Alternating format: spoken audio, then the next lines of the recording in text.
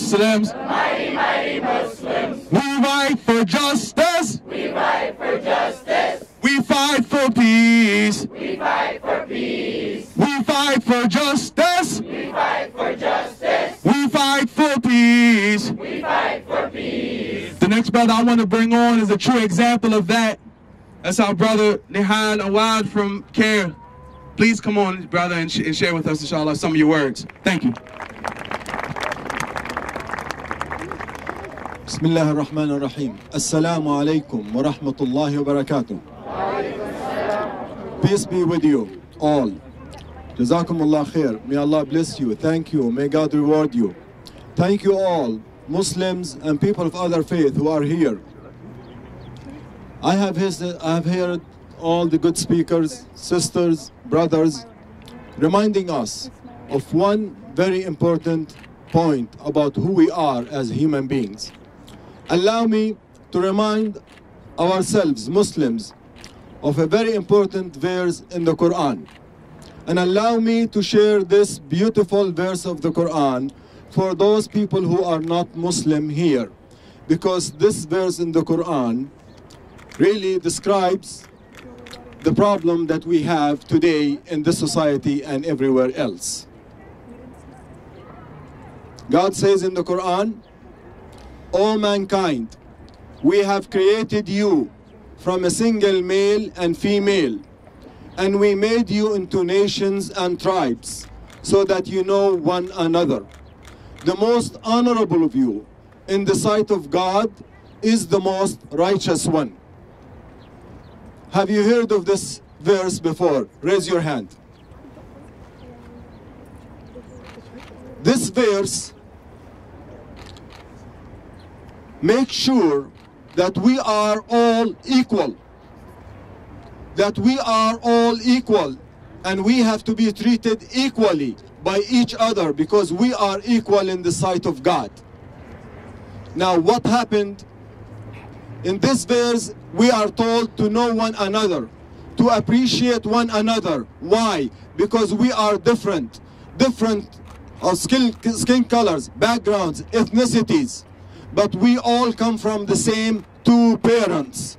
We are equal, and we have to be treated equally and appreciated by everyone, anytime, anywhere in our lives.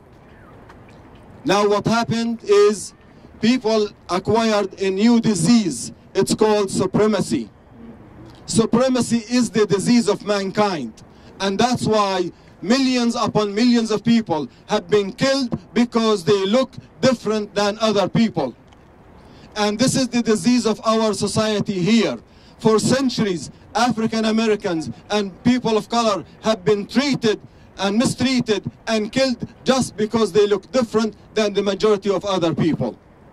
And yes, I say Muslims have a solution to put equality to practice and to stand up for justice, not only when injustice is inflicted upon us, but whenever we witness injustice. And let me remind myself and all of you what the Prophet Muhammad, peace be upon him, said, that whenever you witness an injustice, you take action. Whenever you see wrongdoing, you take action with your hand. If you cannot, with your tongue. If you cannot, at least deny it in your heart. The Prophet did not say, when you see injustice against yourself or against your own people, when you witness an injustice, whether it's by you or other people, whether it's against your people or other people, you take action. Because whenever you witness an injustice, then it is a call to action by you. Otherwise, you are responsible in the eyes of God. Ladies and gentlemen, brothers and sisters, I know that we are here because in this big number because we are at the ICNA convention. But let me be honest with you. If there was no ICNA convention, do we come out in this big number? That is the test. We have to show up when it's difficult. When we have to show up when it's not popular. We have to show up when nobody shows up. You have to be there. You have to stand up for black people, people of color, your people and other people. We cannot and should not be selfish, because it is un-Islamic, it is inhuman. only to defend your people, but you don't care about other people. You don't do black people a favor when you stand up for justice. You do yourself a favor in the eyes of God. They don't need you. They don't need you. God is in charge. But you need to be there. You need to be proved that you are a human being and you respect dignity and you are dignifying other people. It is your duty. It is not a privilege for other people. It is their God-given right. This is not about civil rights here. It is a human rights. Every people, every black man, every black woman, every person of color has God-given rights, and we have to be the guardians of these rights, brothers and sisters. When we leave from here, we have to continue to be persistent. We have to be active. We have to be visible. We have to show up. People should not invite us. We have to invite ourselves when we witness an injustice. Now, moving forward, this is an election year. This is an election year. We have to vote, and we have to raise our voices. We have to speak to these politicians. We have to speak to the police department chief and hold them accountable to their actions. We cannot afford to see people being mown down and murdered just because no one is speaking for them. There is not enough outrage in our society, brothers and sisters, and that's why people of color continue to be killed. And whenever someone outside those communities is killed, the entire news media is focused on them. Look, someone who bombed people in Texas, he was chased by the police. Not a single bullet was fired at him because he was white. Not a single bullet was fired at him. He was arrested.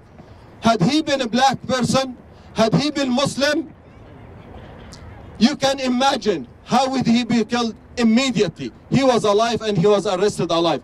There is double standard here. And this double standard will continue because we are not outraged enough. So let's show the outrage. Let's be politically organized and put our voice where we need to put our voice. This is an election year, and I'm not political, I'm not partisan, but also I cannot be neutral in this fight. We have to have this fight in November and before November. And before I conclude, on May 6th and 7th and 8th, we have a National Advocacy Day in Washington, D.C. Come and organize yourself. Meet with your members of Congress. And Black Lives Matter should be on the top of our agenda to speak to our representatives and provide protection for African Americans, for DACA dreamers, for other communities of color. Jazakumullah khair. May Allah bless you. Assalamu alaikum wa rahmatullah. Show me what solidarity looks like. This is what solidarity looks like. This is what solidarity looks like. Brothers and sisters, I cannot hear you. Show